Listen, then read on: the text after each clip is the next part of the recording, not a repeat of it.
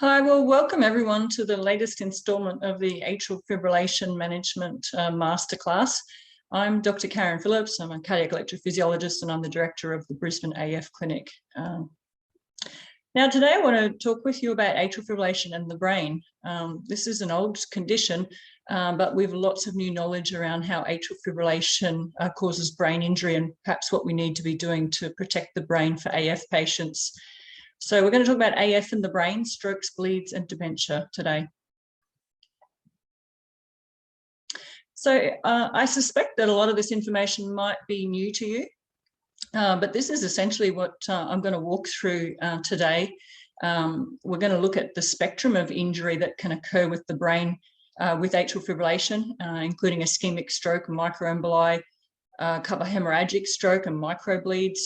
We're going to talk about dementia and interaction of AF with cerebral atherosclerosis and perfusion issues.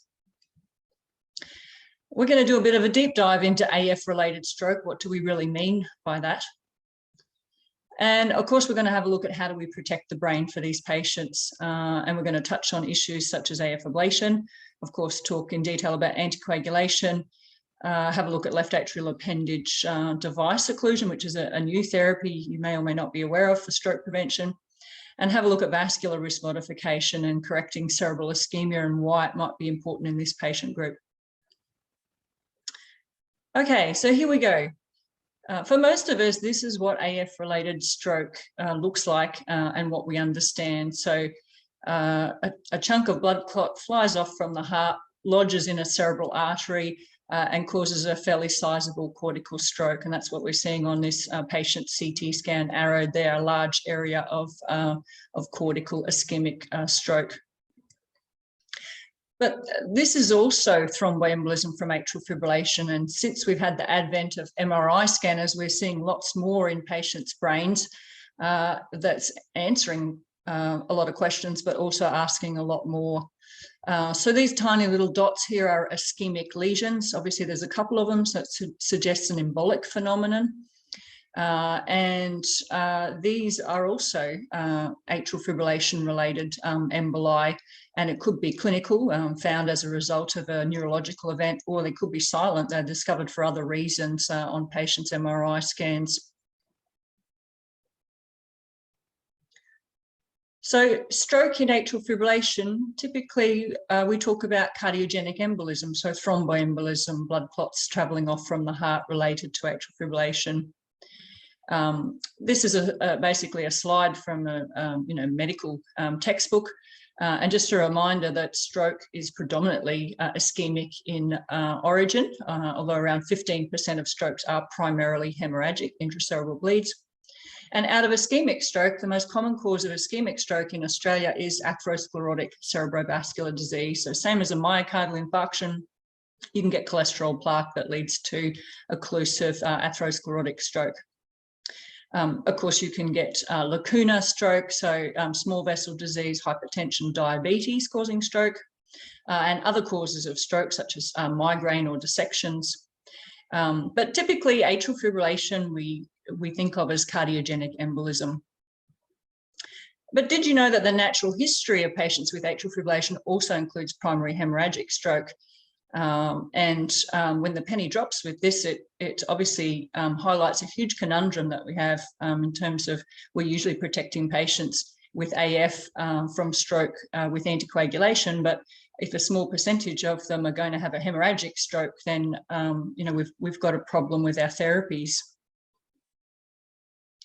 Yes, it's true. A small but significant number of AF-related strokes are primarily hemorrhagic, so intracerebral hemorrhage. There's a couple of studies that attest to this fact. So the North Dublin stroke population study in 2009 found that 9% of AF-related stroke presentations were hemorrhagic. This is patients showing up with atrial fibrillation for the first time or a history of AF, and they're not anticoagulated at the time, but have suffered a hemorrhagic stroke. And we're not suggesting that atrial fibrillation causes hemorrhagic stroke, but as we'll all appreciate, patients with AF are often complex with other medical conditions, And unfortunately, some patients with AF may have other conditions that naturally predispose them to hemorrhagic stroke. As I said, a couple of studies have shown this. So there's a US and American study in 2013, which found similar numbers, that AF-related strokes had around 10% prevalence of hemorrhagic stroke in their natural history. All right, so what about cerebral microbleeds? Have you heard of those? So this is something else that we've discovered on MRI scans. Basically, these are tiny little bleeds. So these black dots here represent hemosiderin deposition, and they indicate that there has been a tiny bleed adjacent to a blood vessel in the brain. And so they're an indicator of angiopathy. So there's, for some reason, fragile blood vessels that are prone to bleeding. And so this is what they look like. They've been discovered on MRI scans. They are a noted finding in the aging population. But a study of an ischemic stroke population, so mean age 64, found that cerebral microbleeds were more common in AF patients than the general population, so 30% versus 22%.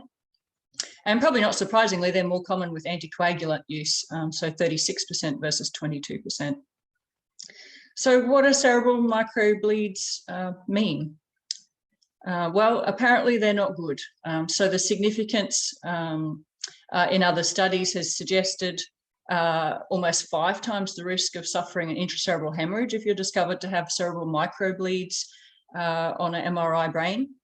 And probably not surprising, if you've got tiny bleeds there, you could be at risk of having a large bleed.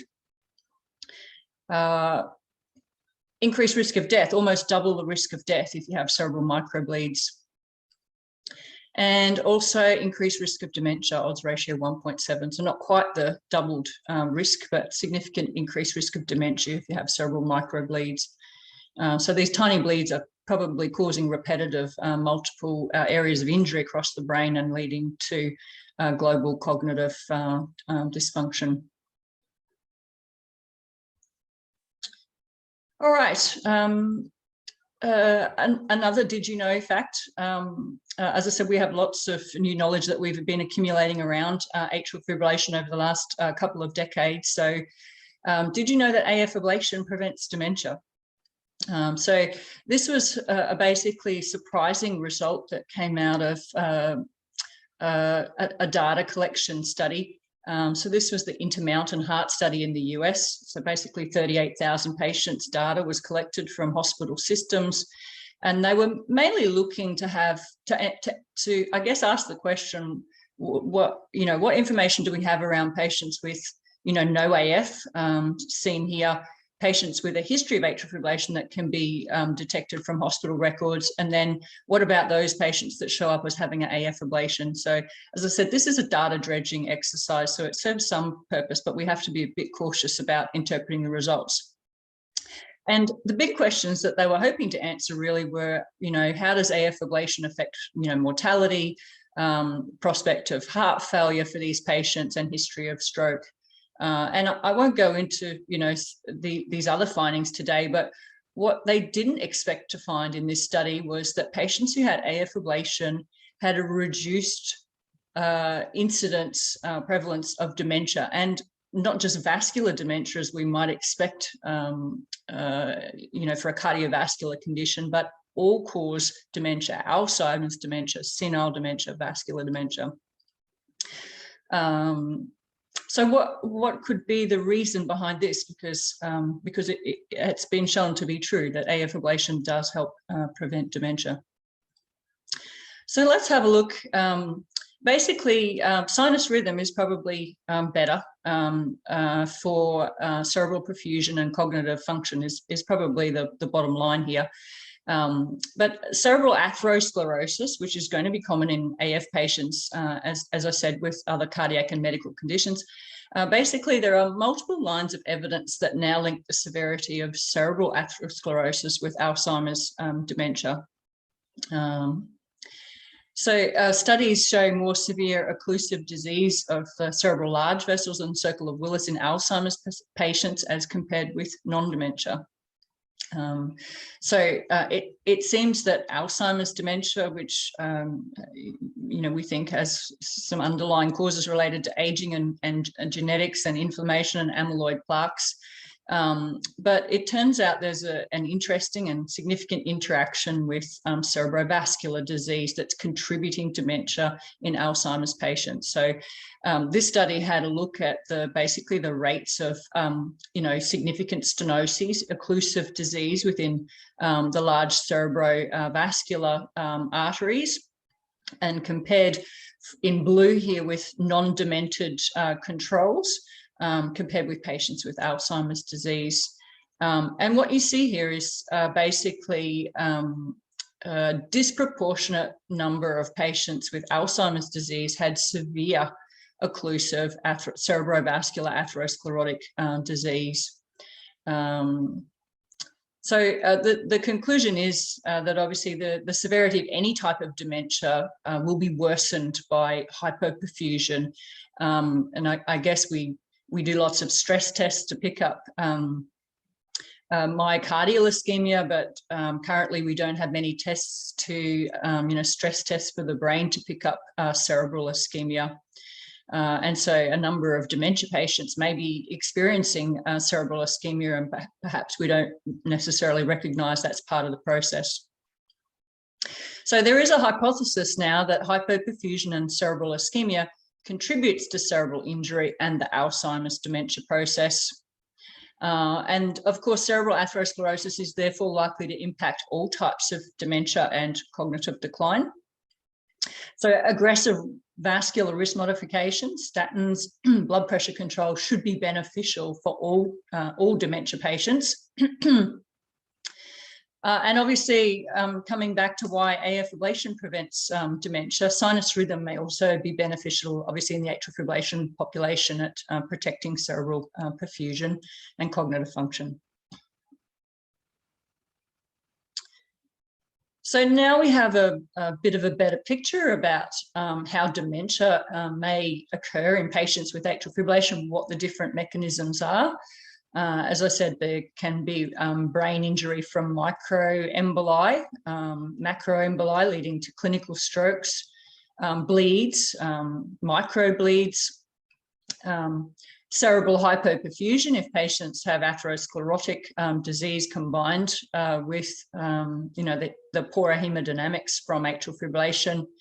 And then just a repetitive process that there may be inflammation and other stresses and genetic risks that contribute to basically global, brain atrophy leading to dementia rather than, a focal stroke or a focal bleed that shows up. And we're starting to build the picture, as I said, about the spectrum of brain injury in patients with AF. So it's not just stroke, anymore, a large cortical stroke. It's clinical as well as subclinical strokes. As I said, hemorrhagic stroke happens to AF patients, so it's clinical and subclinical bleeds. It's repetitive microbleeds and microemboli. It's cerebral hypotension and hypoperfusion. And it's a chronic process as leads to dementia with, repetitive injury causing atrophy, grey matter changes and amyloid plaques. Another, did you know, we have Australians of all different ethnic backgrounds, and if you have someone from an Asian background sitting in front of you, both you and they need to know in terms of risk and decision-making for stroke prevention that Asians, unfortunately, have higher rates of intracerebral bleeding, particularly on warfarin, but also still on NOAC therapy. The reason for this seems to be that they have higher rates of these cerebral angiopathies for some reason as they age. And unfortunately, if you're Asian, your risk of stroke from atrial fibrillation increases from around age 50 rather than age 65, which is generally what we see in Caucasian population. So these are some just additional tidbits and factors to take into account for treating the AF population. All right, so that's a bit of an overview, helicopter view of AF and the different types of the spectrum of brain injury. We're going to have a bit more of a deep dive now into AF-related stroke and stroke prevention. So on the ground, what are we assessing and what are we doing to protect patients against stroke? Now, again, a bit more detail around AF strokes and why they're important. This is data from the Framingham study, which is a very large, long-term epidemiological cardiovascular study. And basically, we know from that study that stroke associated with AF is nearly twice as likely to be fatal as non-AF stroke. And to have a higher recurrence rate. So basically, these are more severe disabling strokes and more likely to be fatal, so reduced survival with AF-related stroke and increased recurrence rates. So if patients are not appropriately anticoagulated, they have a very high chance of recurrent stroke from AF. So these are, we have an important job to do to prevent strokes for this population. Let's take a step sideways. Are there other causes of ischemic stroke in AF patients? So as we discovered, just because you have AF doesn't mean you can't have a hemorrhagic stroke. So does it mean you can't have other types of stroke? Well, you know, unfortunately not. So it makes the waters a bit muddy at times, but be aware that the CHADS-VAS score that we use to assess stroke risk for AF patients codes for other risk factors and other potentially other stroke risk. So of course we've got hypertension, you know, advanced age, diabetes, vascular disease in here. So if you have a high CHADS-VAS score, chances are that you may have increased risk of vascular stroke, either atherosclerotic or hypertensive. So not all strokes in AF patients are thromboembolic. As I said, it could be hemorrhagic or it could be another, you know, vascular type of stroke, atherosclerotic or hypertensive. So sometimes it may be clear when something is thromboembolic, but not always. So generalized vascular risk modification is essential for stroke risk reduction in patients with very high CHADS-VAS score. So patients don't just want to protect themselves against one type of stroke, you know, they want to be protected against, you know, all types of stroke if possible. So general tenets, how do we protect the brain for AF patients? Well, we need to use proven treatments to reduce risk of ischemic stroke. So by and large, that is oral anticoagulation, but I'll introduce you to left atrial appendage occlusion if you haven't heard of that before, because that has been shown now to be equivalent to anticoagulation for stroke reduction long-term for AF. Of course, let's keep in mind what other therapies on a patient by patient base. We have to, you know, have a look at how we get better at diagnosis and treatment of cerebral ischemia, and of course, vascular risk reduction is important there. And as I said, in order to protect the brain for some patients, maintaining sinus rhythm may be the best. And of course, AF ablation is the most powerful tool for maintaining sinus rhythm. So we'll have a look at maybe where that fits in. Okay, so what is the role of AF ablation? Well, according to the guidelines, generally you send patients for an AF ablation if they have symptomatic atrial fibrillation episodes and they're not responding to antiarrhythmic drugs. But you know, there's a whole debate about how we define symptoms, etc. So protecting the brain, we're talking about some more peripheral and big picture issues around long-term, you know, management of atrial fibrillation. But of course, that may feed into some patients, you know, decision making. Let me emphasize that AF ablation is not proven to reduce stroke risk. So it's not a therapy for patients to undergo in order to not take anticoagulants long term. But of course, if patients are free from atrial fibrillation or have very little atrial fibrillation, it may help to protect against stroke. So it may have definitely an additive benefit when combined with other stroke prevention therapies such as anticoagulation or left atrial appendage closure. as we've been talking about, keeping the patient in sinus rhythm will have clear hemodynamic benefits to reduce cerebral hypoperfusion.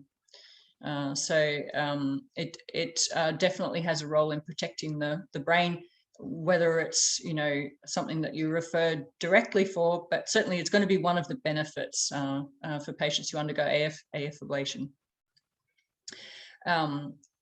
Experience centres are getting good results for treating persistent and, you know, sort of chronic, long-standing persistent AF forms. So we can start to think about the benefits of reducing the burden of AF to help lower stroke and dementia risk over the longer term.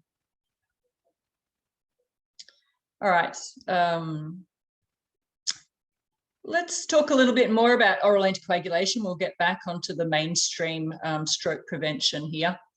And I like this slide because it speaks to the risk of ischemic stroke with AF and stroke risk reduction.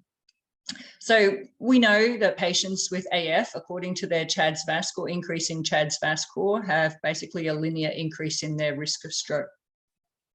And this is what happens when we place patients on anticoagulation. We reduce their risk of stroke. We don't prevent it altogether.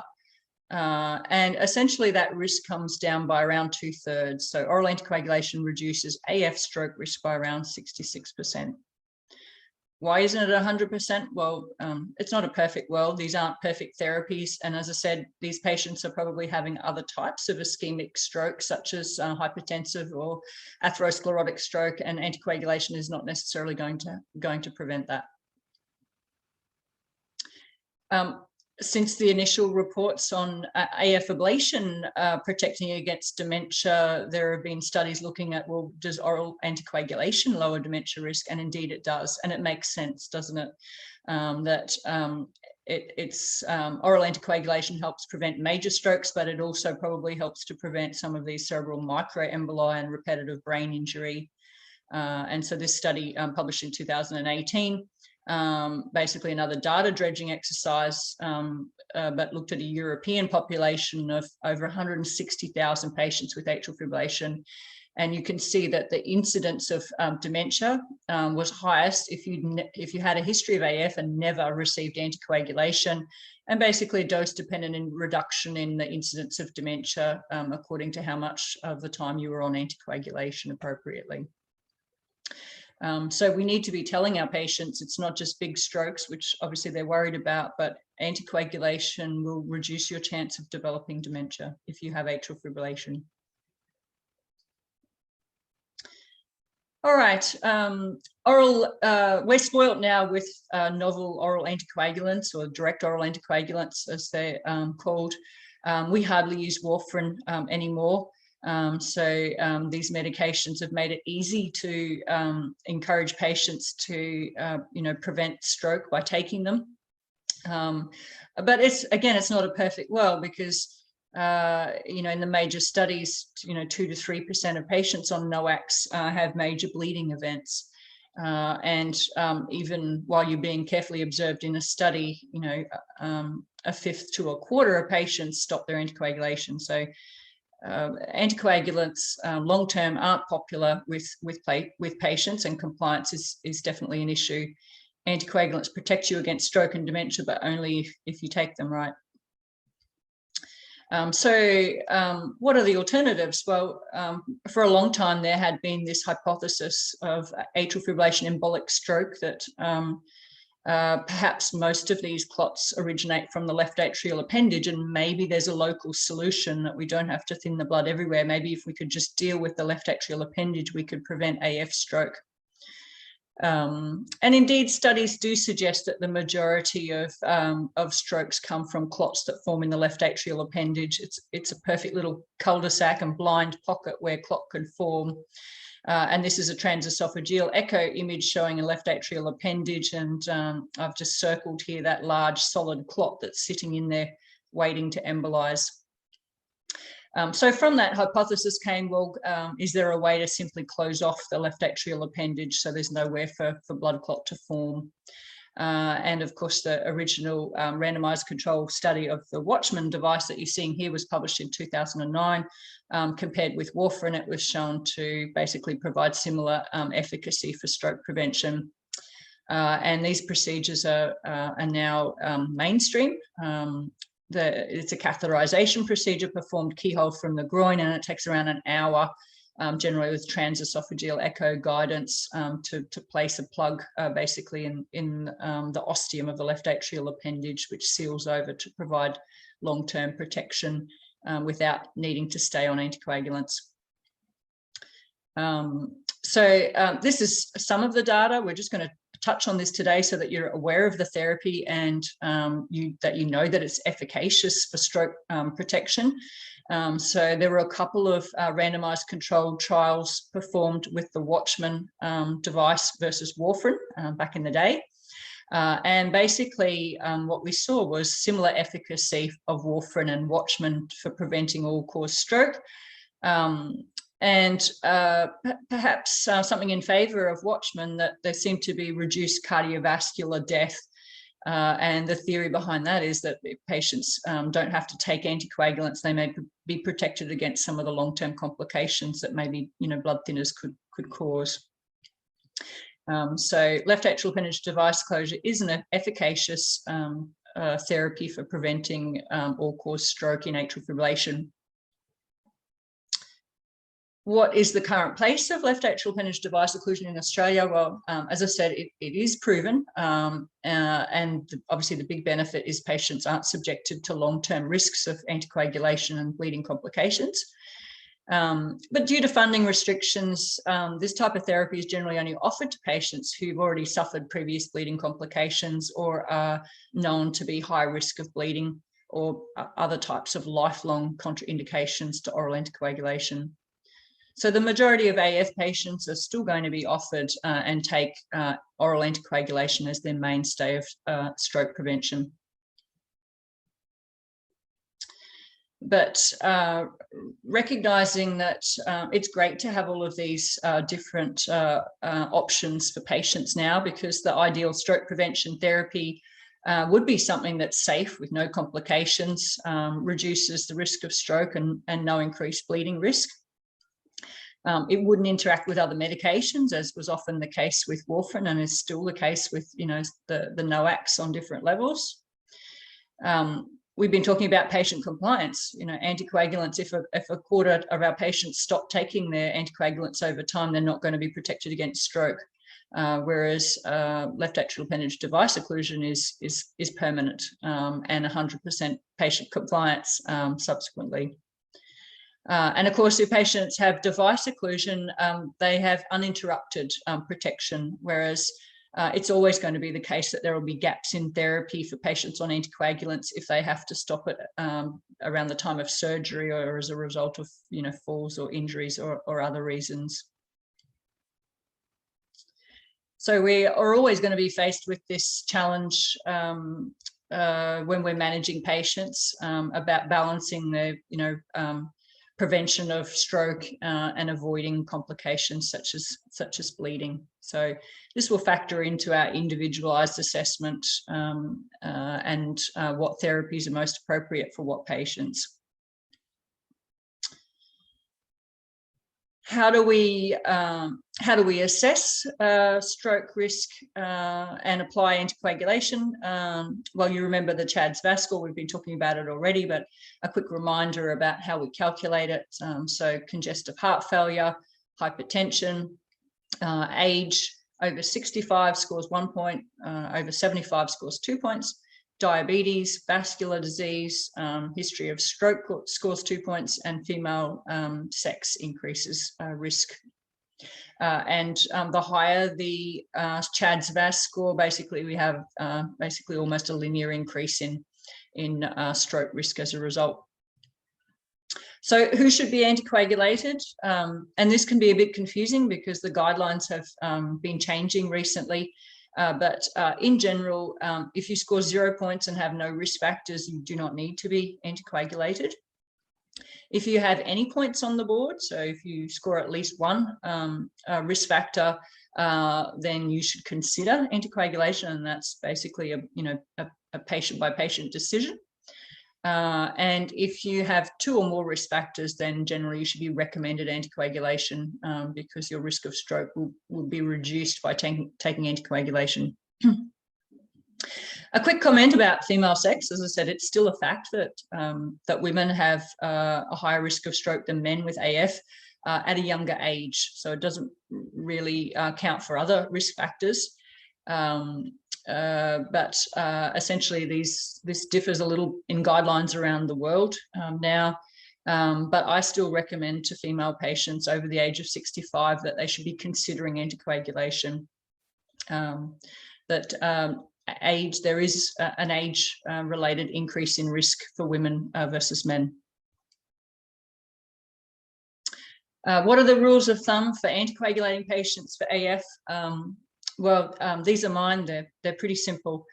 Basically, rule 1, either prescribe a NOAC or don't prescribe anything at all if a patient is low risk. Please be aware that aspirin is no longer recommended for AF protection in any of the guidelines. So take a NOAC or don't take anything at all. Obviously, if patients have coronary disease or some other reason for taking aspirin, that's fine, but it's not prescribed specifically for atrial fibrillation protection. Rule 2 is that NOACs are now first-line recommended anticoagulants. We don't use warfarin anymore, except obviously if there's mechanical heart valve replacement, rheumatic heart valve disease, or if patients have such poor renal function that they can't take NOACs. So NOAC should be the first medication that you reach for stroke protection for AF now. And of course, review compliance, tolerance, review NOACs at least annually in order to maintain safety of these therapies and compliance over time. We need to be having a look at these factors with patients. So as I said, tolerance, looking at dosage for age and dosage according to renal function on a regular basis and adjusting appropriately. All right, we talked about how we might need to balance off the risk of stroke versus the risk of bleeding in patients. So is there some way to quantify a patient's potential bleeding risk? Yes, you could use the HAS-BLED score. So there's a couple of potential scores, but this is probably the one that's most commonly used. Maybe you've heard of it, maybe you haven't.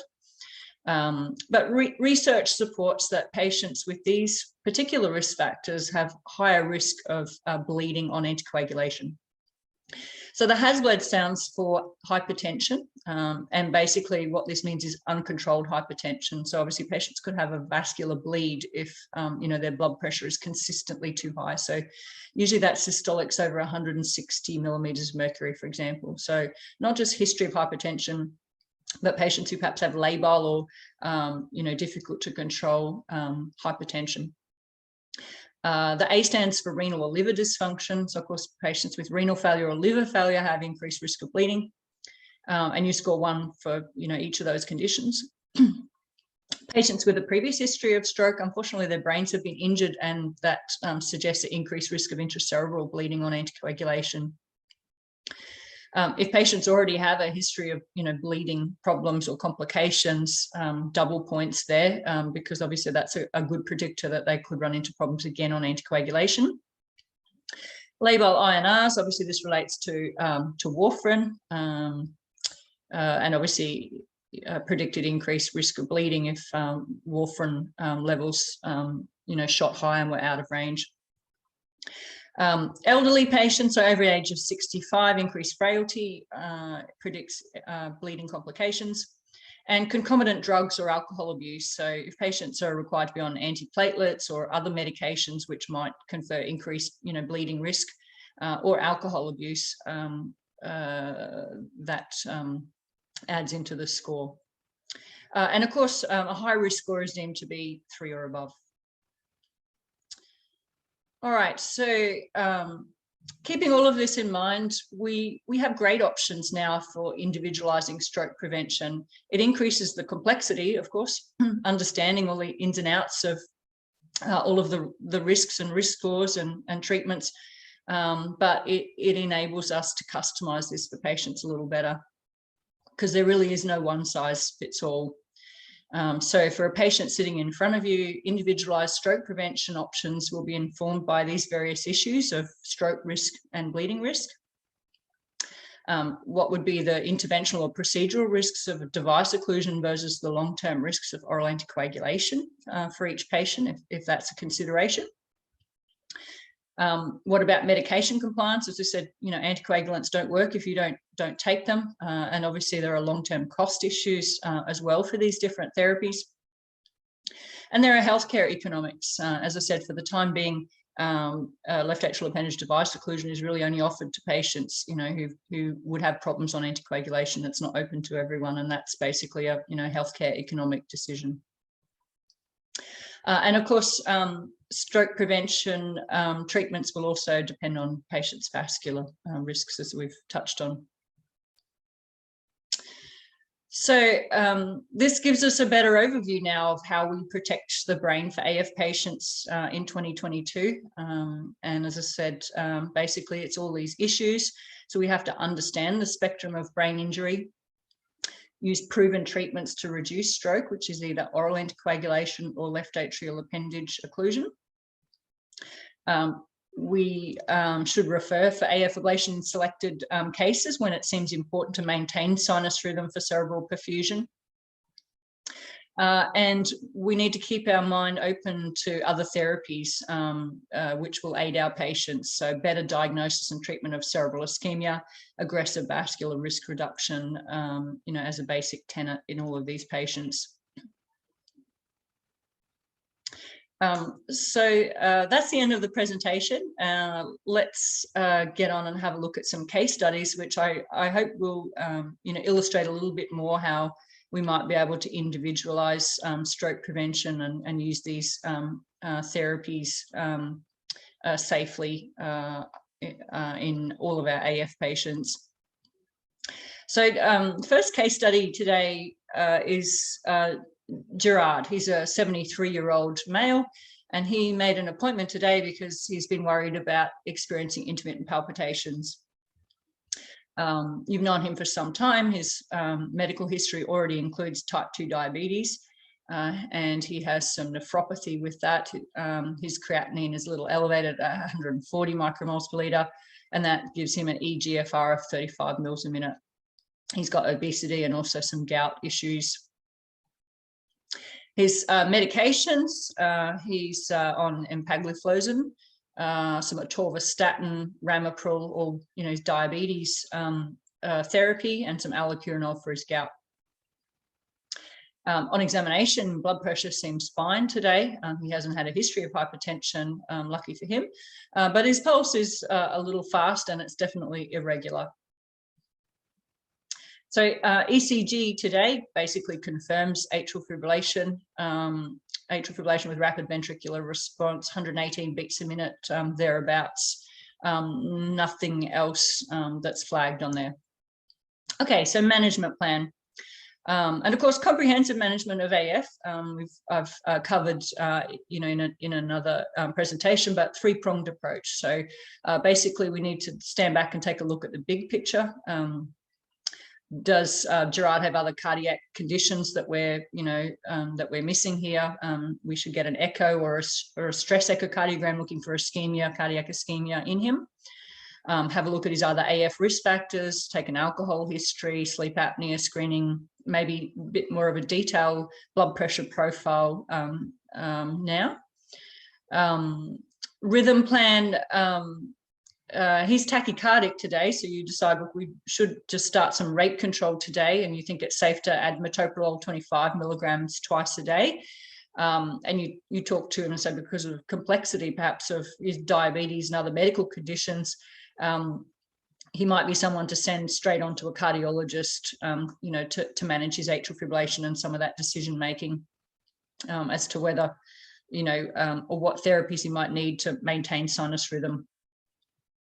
And of course, stroke prevention. So, and that's the object of the talk today. So let's have a look at what we're going to do for stroke prevention for Gerard, wrapping up his consultation today.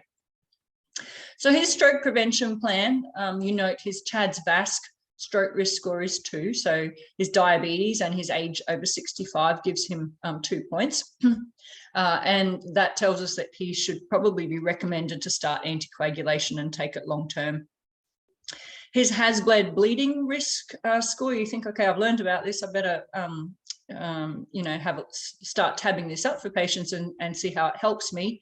And obviously, just a reminder, the has-bled score, so he's basically age over 65, and he's got some renal dysfunction, so he scores 2 points on there.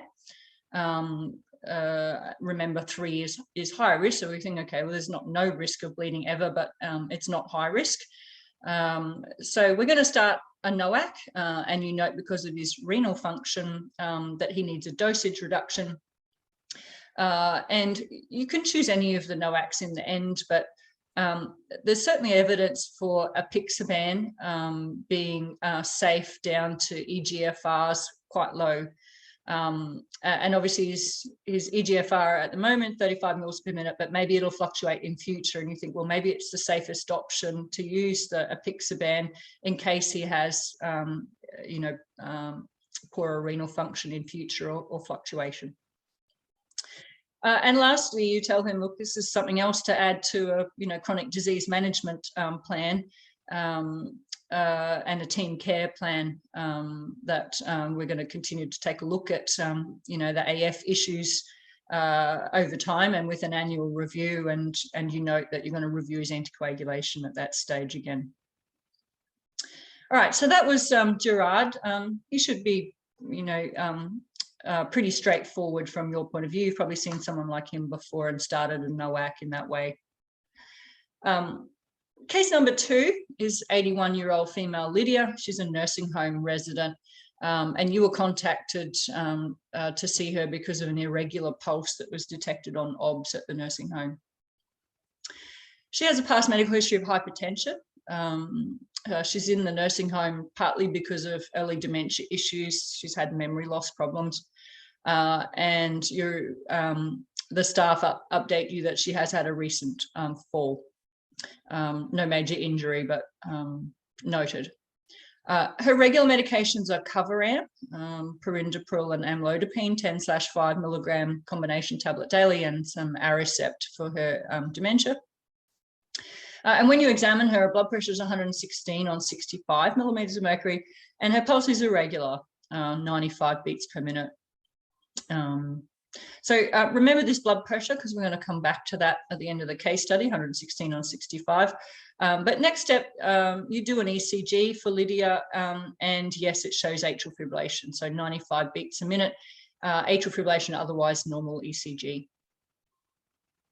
So management plan for Lydia. So again, let's do the 3-pronged approach, so comprehensive management. So big picture for this 81-year-old lady. You don't think she's had an echo before. There's not been a reason to have one, but she needs one. We need to know her cardiac function or any valve issues, you know, potential for heart failure. Rhythm plan, probably not someone we're going to dive in with antiarrhythmic drugs, but sometimes it certainly is a consideration, rhythm control, if, you know, sinus rhythm would be better for her cognitive function. So if there was a clear indication that her cognitive function had deteriorated since the AF had been picked up, then it's certainly something to talk about.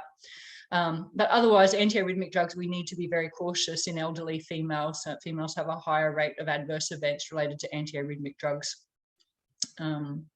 Rate control, 95 beats per minute her AF is, and on OBS she hasn't been noted to be very tachycardic, so maybe she doesn't even need medication for rate control.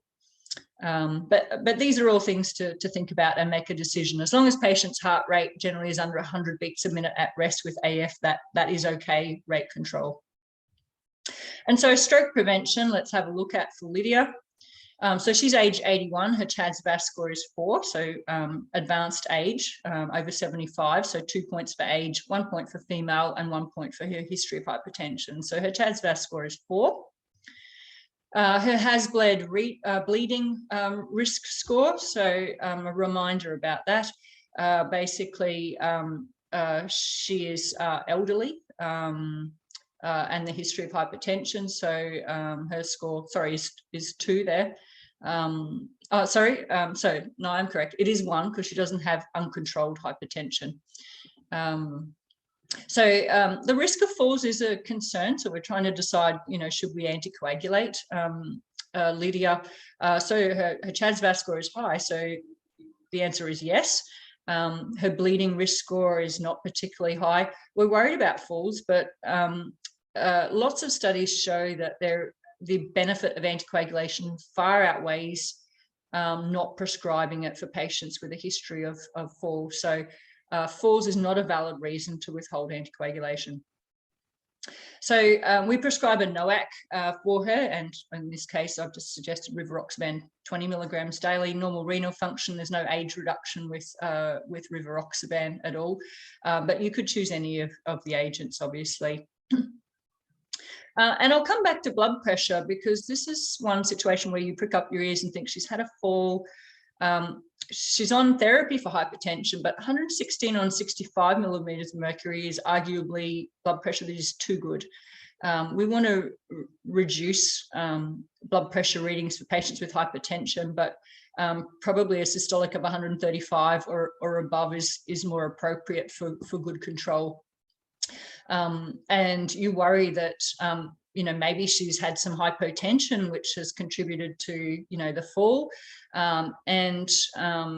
Hypotension could also risk hypoperfusion, worsening her, her cognition. So you decide to reduce the medication. You think she's on too much medication now. So the Coveram gets changed back to perindopril 10 milligrams daily, and you ask the staff to do some regular blood pressure measurements. Sitting and standing occasionally to have a look for postural, hypotension. And again, last job, of course, is to, eventually establish a chronic disease management plan for Lydia's AF and reviewing her NOAC annually. All right, so a bit of a trickier one, but keep in mind protecting the brain for AF patients and all of the things that we need to be thinking about with these complex stories. Okay, last case study is Paul. He's a 74-year-old chap. And this is the way of the world now. He's come into you because his smartwatch alerted him to a high heart rate over the past week. And Paul could be a true patient because I've had several patients present through general practice, flagged with atrial fibrillation in this way.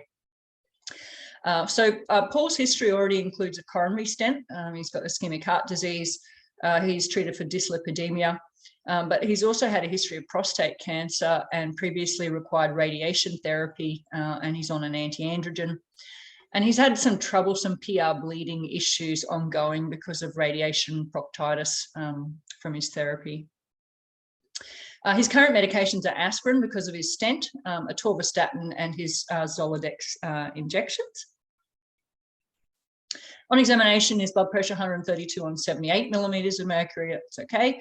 And his pulse is 125 and irregular. And here's Paul's ECG. So his smartwatch was spot on. Basically, in atrial fibrillation, 125 beats per minute. So management plan for Paul, and again, back to the three-pronged approach. The big picture, he already sees a cardiologist because he's had a coronary stent, but we need to go back and have a think about his cardiac comorbidities. When was his last echo or stress echo done? When was his last cardiac review? This is something that you can put over to the cardiologist, of course, but it's one of the first things that you think about, time for maybe another cardiac review. Rhythm plan, obviously he's tachycardic today, his blood pressure is okay.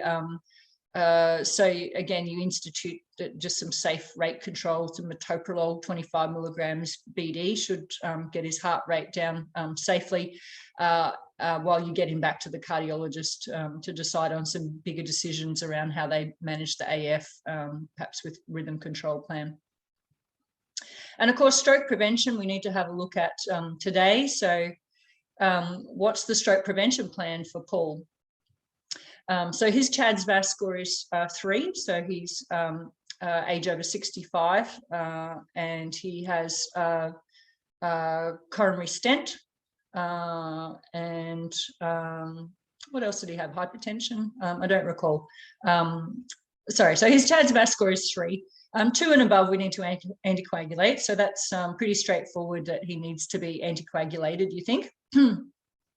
But you think in this situation, his has bled, bleeding risk score might be relevant. And again, just a reminder. In this case, Paul is over the age of 65, so he scores 1 point, but he already has active bleeding from his radiation proctitis. So high risk score of 3 or more, and indeed, his score is 3. And you're worried about starting anticoagulation. He's already got PR bleeding problems, so what's this going to cause? So he could risk perhaps major bleeding. We can certainly see that with these radiation, related issues that cause bleeding, either proctitis or cystitis. They can be very troublesome to treat because of the fragility of these little blood vessels. Or he could just simply become anemic from ongoing blood loss. So you educate Paul today about, look, there's a risk of stroke, and we need to protect you. But there is an alternative, if blood thinners don't work out, and anticipating that they could be quite troublesome. So you decide to take action and commence dabigatran, Pradaxa, 110 milligrams twice a day. Remember, the age threshold for reducing the dose from 150 to 110 is 75, but 74 you think are on the side of caution, and we'll just use the lower dose. And you choose dabigatran, Pradaxa, because it's got the instant antidote. You think if the worst case happens and he develops, a significant bleeding problem, at least we can, administer the antidote to reverse that, if he needs to come to hospital. And you're concerned, you think, I'm going to start this. I think it's the right thing to do, but I'm going to see you back within a couple of weeks and repeat your blood count, looking for any evidence for anemia. And meanwhile, send those referrals straight off to the cardiologist and the gastroenterologist to flag them about the issues and complexity here. All right. Well, that's it for AF and brain injury. And I hope this stands you in good stead to protect your patients with atrial fibrillation and navigate decision-making around stroke prevention and some of the other therapies that are going to benefit them. Okay,